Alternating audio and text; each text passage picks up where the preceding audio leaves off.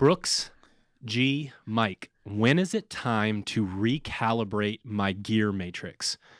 Ted, this might be a clip worthy, but like for Discord. Okay. So I want to talk about the gears a bit because there's been quite a few questions recently, and then we'll obviously answer his question. So when is it time to recalibrate my gear matrix? And the answer to that is actually always. That's one of the main points of the gears matrix and why I stopped just using that for myself as a coach and started giving it to athletes and giving it to the community at large. We rely very heavily on monostructural conditioning to get people in better shape.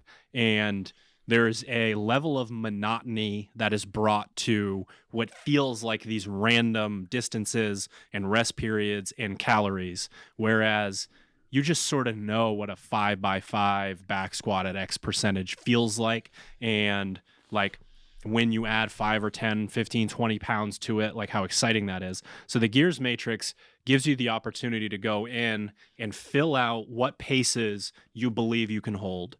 The next step would be the paces that you hold to actually prove it. But then from there, if you take notes and you do update it, you can ask yourself on a given day, can I PR my 8th gear, 7th gear, 6th gear, 5th gear, and so on. So if you're going into these workouts and you know that the last time that you did it, you held a 149 and you're feeling pretty good today and you feel like maybe you've improved your efficiency or your zone 2 work is really starting to come together, that's when you can ask yourself, can I do a 148 today? Can I do a 147 today? And you're applying gamesmanship and sportsmanship and linear progression to something that, again, a lot of athletes feel like can be a little bit more on the monotonous side.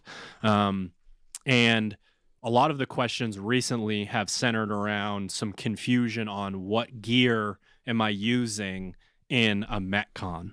And I want to be really clear that the gears matrix is for bitch work only in terms of we're giving you a prescription and then you're going to use it. Now, you need to know. So one way to think about it is if I'm doing, maybe the easiest translation would be in an interval, right? So you just notice that an interval actually matches a gear. You're like, okay, it's 2 minutes on, 2 minutes off. That's gear, whatever. Then you look at the piece, and the piece has rowing and thrusters in it. So you're asking yourself, what would my pace be if there were no thrusters, if I'm going for 2 minutes?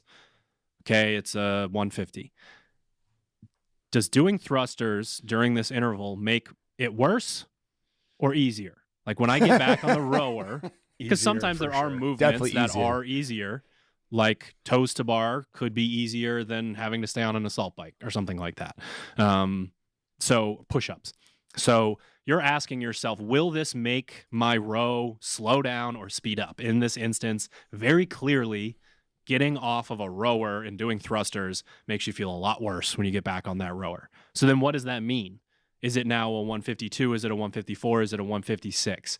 That is your athlete IQ coming from the gears matrix and making its way into intervals. And then once you understand those, making its way into Metcons. That's how we're thinking about it. So you can use it as a point of reference, but it's going to have something to do with how you personally feel. If I have to do a 20-minute test on a machine, I know eventually after doing it enough times, what's too fast and what's too slow. Like this feels too easy. I'm not in that spot yet, or I'm 7 minutes in, my heart rate's at 1, is broken into zone 5. And it's like, I think I got here potentially a little bit too early. I got to translate that feeling to a Metcon. I got to know that if 5 minutes into this 20-minute AMRAP in the open, that if I'm in zone 5 and I'm already feeling that way, it's a pretty good chance I went a little bit too hard. So again, you are recalibrating this matrix. You are using the information that you get. You are entering it back into it. You will have days where you cannot hold your paces, especially on the reach ones. And you have to ask yourself, why? Have I biased in this direction and now I actually need to update it and have it be slower? Did I not sleep very well last night? Hunter had 1 carb, yesterday and decided to do machine sprints, like Just he's the one. probably not going to say now this is my like baseline. He has a reason for why that's there, and why he felt that way. So really important to understand monostructural conditioning is where the gears matrix is. That's why it's only attached to bitch work. And then you need to use your athlete IQ to figure out when and where that can be applied to intervals, and then eventually the sport itself, rounds for time, AMRAPs, that kind of stuff.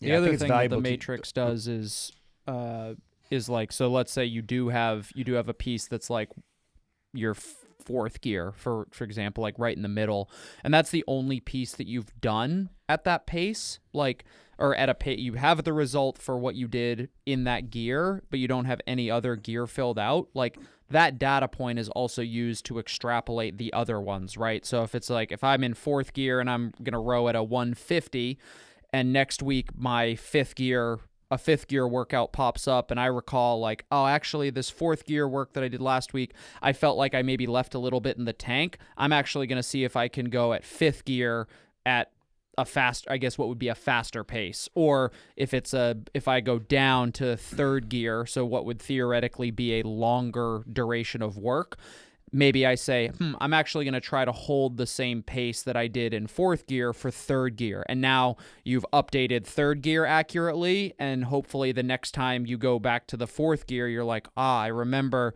that. Turns out like that day I didn't go as hard as I could have, and then I did that third gear piece, and now I have kind of a data point to use to infer what pace I should hold, even if I don't know exactly what it is.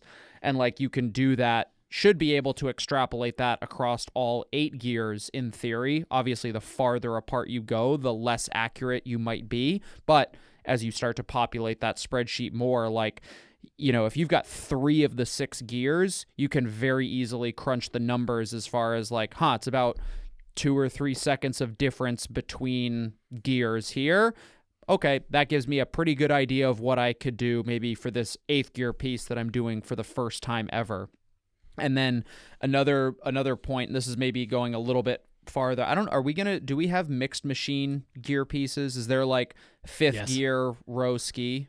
Is that happening now, or is that in the future? Both.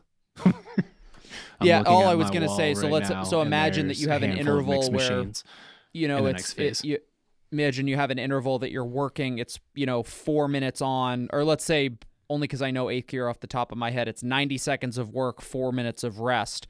And let's say we program it as 45 seconds on the rower and then immediately to 45 seconds on the ski erg. As an athlete, you need to think, what is my 90-second pace on that machine, not what is my 45-second pace on the machine? Because the other element of this is like we're training the modality, so the row, bike, ski, run, whatever it is, that specific thing, but maybe more importantly, we're training an energy system specifically. So a duration of work at a given output, that the duration correlates to the output, not necessarily directly to the machine itself. So when you start to mix machines, or when you start to think about how this applies to a Metcon, like, you have to realize the machine work that's being done is, 1, to train your energy systems, and 2, like, maybe even more so to train your energy systems than it is to get data on the rower itself. Because at the end of the day, like, the Open doesn't give a fuck what your 8th gear pace is. It gives a fuck that you can hold